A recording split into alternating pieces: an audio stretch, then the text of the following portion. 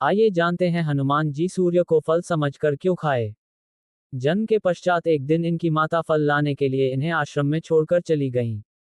जब शिशु हनुमान को भूख लगी तो वे उदय होते हुए सूर्य को फल समझकर उसे खाने के लिए आकाश में उड़ने लगे। उनकी सहायता के लिए पवन भी बहुत तेजी से चला। उधर भगवान सूर्य ने उन्हें अबोध शिशु समझकर अपने तेज से नहीं जलने दिया। जिस समय हनुमान सूर्य को पकड़ने के लिए लपके, उसी समय राहु सूर्य पर ग्रहण लगाना चाहता था। हनुमान जी ने सूर्य के ऊपरी भाग में जब राहु का स्पर्श किया तो वह भयभीत होकर वहां से भाग गया। उसने इंद्र के पास जाकर शिकायत की, देवराज, आपने मुझे अपनी क्षुधा शांत करने के साधन के रूप में सूर्य और चंद्र दिए थे। आज अमावस्या के दिन जब मैं सूर्य को ग्रस्त करने गया तब देखा कि दूसरा राहु सूर्य को पकड़ने जा रहा है। राहु की यह बात सुनकर इंद्र घबरा गए और उसे साथ लेकर सूर्य की ओर चल पड़े। राहु को देखकर हनुमान जी सूर्य को छोड़ राहु पर झपटे। राहु ने इंद्र को रक्षा के लिए पुकारा तो उन्होंने हनुमान जी पर वज्रायुध से प्रहार किया, जिससे वे एक पर्वत पर गिरे और उनकी बाईं ठुड्डी टूट गई। हनुमान की ये दशा देखकर वायुदेव को क्रोध आया। उन्होंने उसी क्षण अपनी गति रोक दिया। इससे संसार की कोई भी प्राणी सांस न ले सकी और सब पीड़ा से तड़पने लगे। तब सारे सुर, असुर, यक्ष, किन्नर आदि ब्रह्मा जी की शरण में गए। ब्रह्मा उन सब को लेकर वायुदेव के पास गए। वे मूर्छित हनुमान को गोद में लिए उदास बैठे थे। जब ब्रह्मा जी ने उन्हें जीवित किया तो वायुदेव ने अपनी गति का संचार करके सभी प्राणियों की पीड़ा दूर की।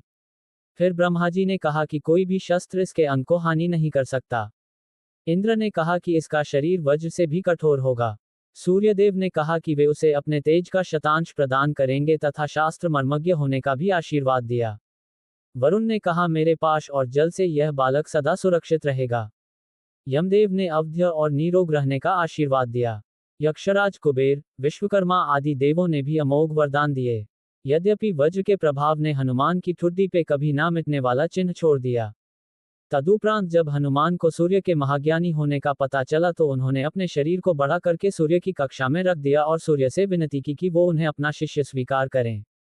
मगर सूर्य ने उनका अनुरोध ये कहकर अस्वीकार कर दिया कि चूंकि वो अपने कर्म स्वरूप सदैव अपने रथ पे भ्रमण करते रहते हैं, अतः हनुमान प्रभावपूर्ण तरीके से शिक्षा ग्रहण नहीं कर पाएंगे। सूर्य देव की बातों से विचलित हुए बिना हनुमान ने अपने शरीर को और बड़ा करके अपने एक पैर को पूर्वी छोर पे और दूसरे पैर को पश्चिमी छोर पे रखकर पुनः सूर्य देव से विनती की और अंततः हनुमान के सतात्यक दृढ़ता से प्रसन्न होकर सूर्य ने उन्हें अपना शिष्य स्वीकार कर लिया। तदुपरांत हनुमान ने सूर्य देव के साथ निरंतर भ्रमण करके अपनी शिक्षा ग्रहण की। शिक्षा पूर्ण होने के उपरांत हनुमान ने सूर्य देव से गुरु दक्षिणा लेने के लिए आग्रह किया, परंतु सूर्य देव ने ये कहकर मना कर दिया कि तुम जैसे समर्पित शिष्य को शिक्षा प्रदान करने में मैंने जिस आनंद की अनुभूति की है वो किसी गुरु दक्षिणा से कम नहीं है। परंतु हनुमान के पुनः आग्रह करने पर सूर्य देव ने गुरु दक्षिणा स्वरूप हनुमान को सुग्रीव धर्मपुत्र सूर्य की सहायता करने की आज्ञा दे दी। हनुमान के इच्छानुसार सूर्य देव का हनुमान को शिक्षा देना सूर्य देव के अनंत, अनादि, नित्य, अविनाशी और कर्मसाक्षी होने का वर्णन करता है। हनुमान जी बालपन में बहुत नटखट थे। वो अपने इस स्वभाव से साधु संतों को सता देते थे। बहुधा वो उनकी पूजा सामग्री और आदि कई वस्तुओं को छीन झपट लेते थे।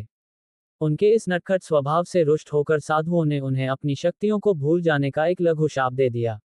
इस शाप के प्रभाव से हनुमान अपनी सब शक्तियों को अस्थायी रूप से भूल जाते थे और पुनः किसी अन्य के स्मरण कराने पर ही उन्हें अपनी असीमित शक्तियों का स्मरण होता था। ऐसा माना जाता है कि अगर हनुमान शाप रहित होते तो रामायण में राम रावण युद्ध का स्वरूप पृथक, भिन्न, न्यारा ही होता। कदाचित वो स्वयं ही रावण सहित संपूर्ण लंका को समाप्त कर देते।